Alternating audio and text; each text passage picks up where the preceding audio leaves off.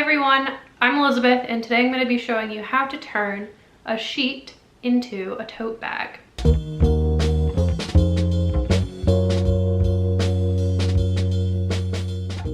Reasons why you need to make this. Cheap, easy, quick. It's potentially free if you have a sheet you're comfortable cutting up, or super cheap if you find something secondhand. Did I say easy next? Easy, beginner friendly, simple tutorial, and it's quick because the yarn is super thick and it'll work up very fast, and we're going to be using a big hook. Alternatively, if you have a bunch of old t-shirts or you thrift a bunch of old t-shirts, you can also make your own t-shirt yarn. The process of cutting it is a little bit different because we have essentially a giant rectangle of flat fabric, and a t-shirt is kind of like a continuous loop because it like goes around your body and the fabric's connected. So the way you cut it's different. If you just search on YouTube like how to make t-shirt yarn or how to cut t-shirts into yarn, I'm sure it's easy, you can figure it out. I'm just going to be showing you how to cut a sheet. I'm going to be using this queen sized flat, also called top sheet I believe. But if you have a fitted sheet, I would recommend just cutting off the elastic and kind of making it as flat as possible before starting the strip cutting. Only other thing you're going to need are a pair of scissors. Fabric scissors would work best. You could also just use normal scissors, and a crochet hook. I will put whatever size I end up using right here. And that is it. Okay, originally I was going to show you with the actual sheet, but I think this will be a lot clearer and I can like explain what I'm doing and you can actually see what's happening. This is obviously supposed to represent our sheet. Something I want you to do before cutting the strips is trim off any seams on the edges. Usually flat sheets have like that thicker fold at the top that's sewn. And the edges are seamed, so cut all that off because we want our fabric to be as uniform as possible and we don't want the yarn to have any extra bulk where those seams are. Same thing if you have a fitted sheet, cut off all the elastic and seams. So pretend I did that. This is my sheet. The first thing you want to do is, if it's a queen sheet, it's kind of like more square, so it'll be harder to tell, but you're gonna wanna orient it so that it's kind of tall ways instead of wide. And you're going to fold it in half.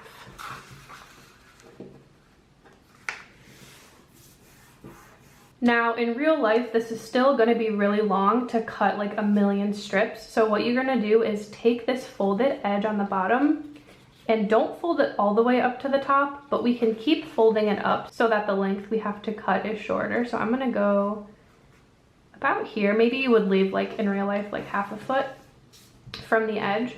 If you have good scissors, you could even do it again in half. Just keep in mind the amount of times you fold it in half and half and half, it's going to be thicker to cut through. So now what we're going to do is we're going to cut the strips all the way to about, I'm just marking this, don't actually mark this. I'm marking it to show you, but I'm going to stop like here. So I'm going to cut, cut, cut, cut, cut, cut, cut, cut, and stop. So I'm not going to cut all the way to the edge or it's going to separate it. And these are going to be roughly 1-inch strips. If you're bad at eyeballing it, you can use like fabric chalk or a pencil or even a pen or whatever you want and kind of mark like here and here every inch or so that you know where to cut. I'm just going to eyeball it because I don't really care that much. And again, this is on your actual sheet. I would do 1-inch strips. On here, I'm just going to show you thinner strips, so ignore the width. I'm just going to take my scissors, again at that folded bottom. This is the open edge. I'm going to cut through all those layers and I'm going to stop probably on your sheet. It's going to end up being maybe 2 inches from the end just to be safe. And I'm going to do that all the way down my sheet.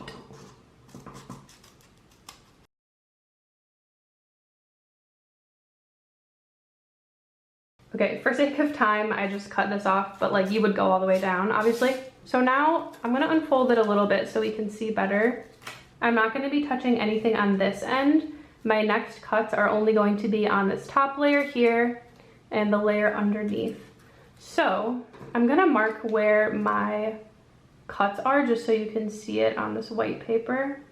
What I'm going to do on this top layer is cut through only on the top layer on every other cut.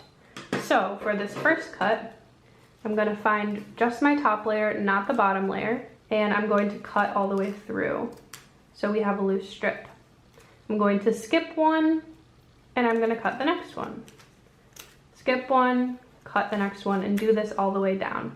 Again, on the top layer, I started cutting here, skip, cut, skip. I'm going to do the opposite. So I'm going to skip this first cut, and I'm going to cut through the second cut, all the way through to the end. Skip, cut, skip. And watch this magic. It creates one long, continuous piece.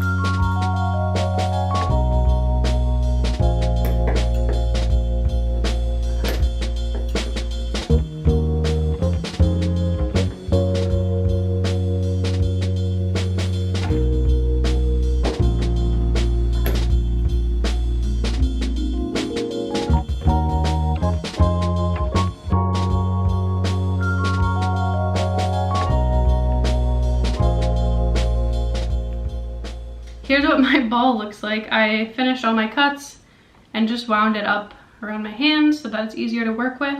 And now I'm gonna start my tote bag.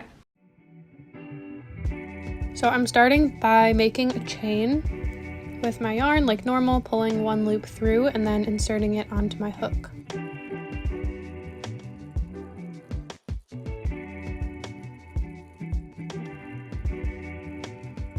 And then I chain 16 for my foundation row.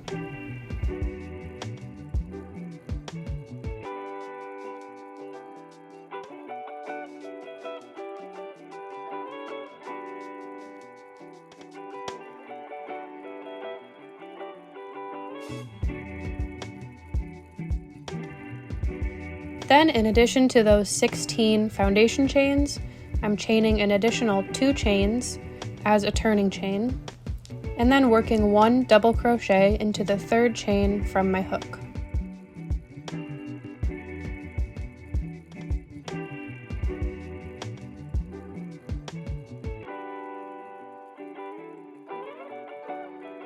Then I'm continuing double crochets all the way down my row.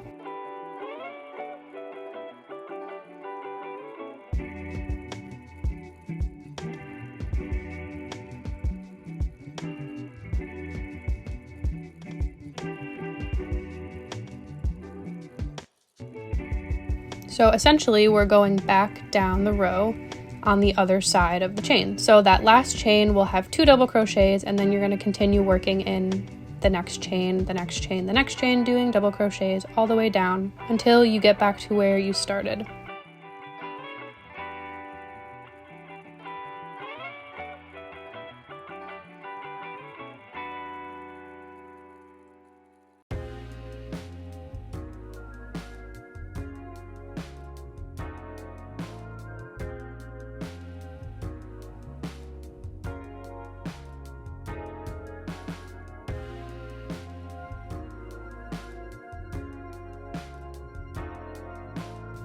Once you worked all the way down one side and all the way down the other side, you'll meet back where you started.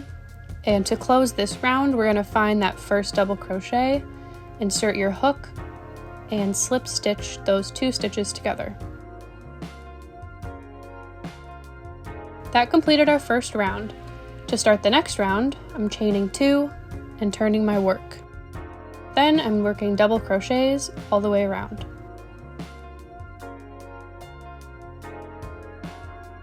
I repeat this process for 8 rows total.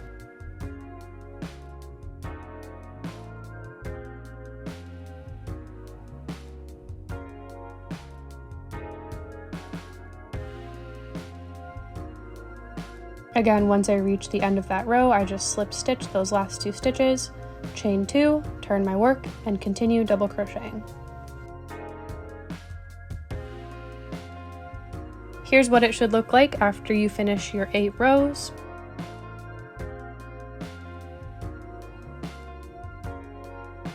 So I found the center stitch here, and I'm going to count on each side of it.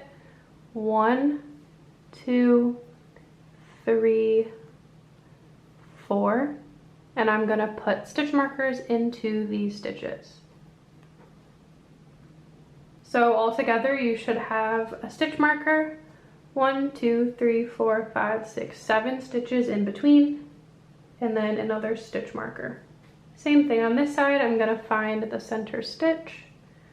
It doesn't need to be perfect, and I'm going to go 1, 2, 3, 4, and insert stitch markers into those stitches.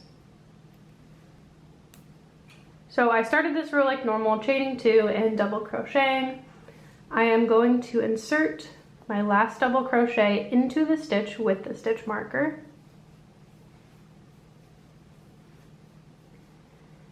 And now I'm going to chain however long you want the strap of your bag.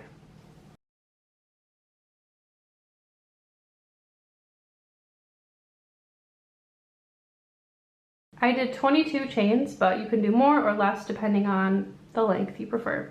Then in the stitch with the stitch marker, I'm going to slip stitch and also do 1 double crochet.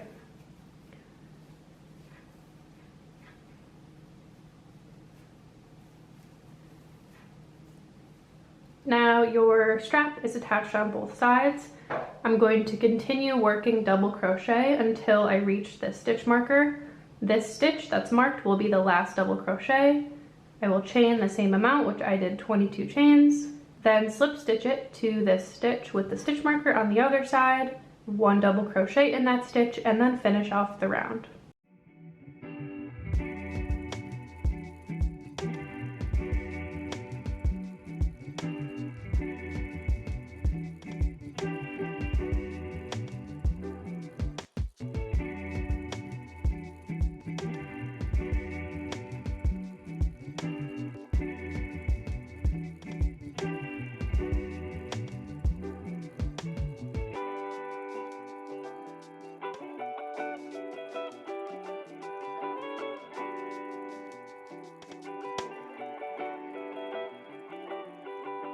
The next thing I'm going to do is work a continuous round of double crochets, including working onto the strap.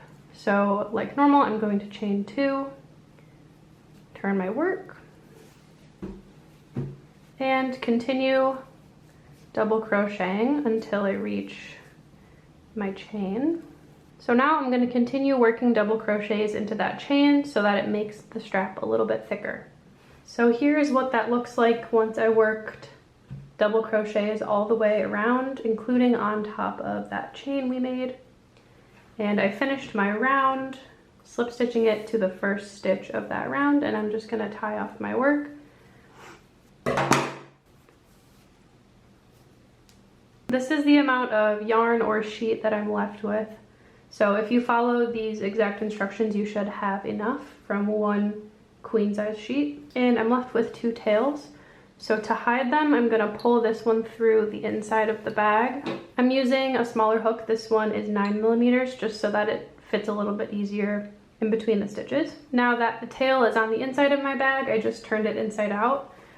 It really doesn't matter how, but you just wanna take that smaller hook through any random stitches and just pull that tail through so that it's disguised a little bit and not hanging out inside your bag.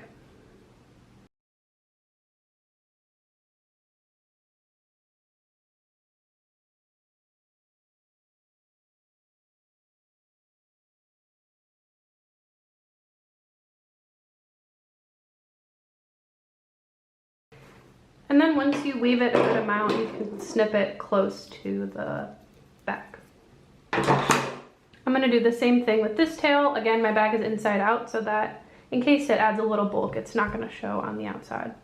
And if there are any of these pieces sticking out, feel free to tuck them in. I actually don't mind how they look. I think it's kind of cool, but those easily can just tuck right in, and there you go.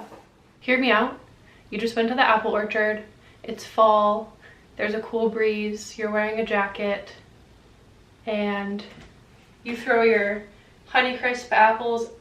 I'm from Michigan, so I guess this makes sense, but sorry if you don't have Honeycrisp apples where you live. Throw your apples in your tote bag. This took me a little over an hour, so like throw on an episode of Love Island and you're good. Thank you so much for watching. Leave a comment if there's a specific video you would like to see from me. Follow me on TikTok and Instagram at eliznuts. See you later. I'm gonna go get some apples for my tote bag.